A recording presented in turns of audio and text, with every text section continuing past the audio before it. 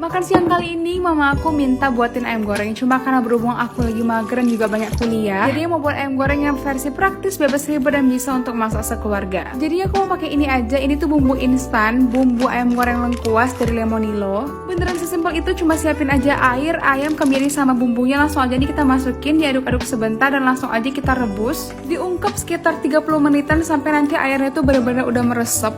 Aku suka banget sama bumbu ini karena praktis dan nikmat banget, kayak bumbu ulekan sendiri gitu. Karena dia tuh juga dari bumbu dan rempah asli pilihan, jadinya memang bumbunya ini enak banget guys. Nah ini ayamnya udah lembut dan bumbunya juga udah meresep banget ke ayamnya. Sekarang tinggal kita goreng aja sampai matang, sampai warnanya golden brown. Udah deh, jadi beneran simple, enak, praktis dan juga mudah didapetin. Kalian bisa dapetin di aplikasi Lemonilo, Shopee ataupun Tokopedia.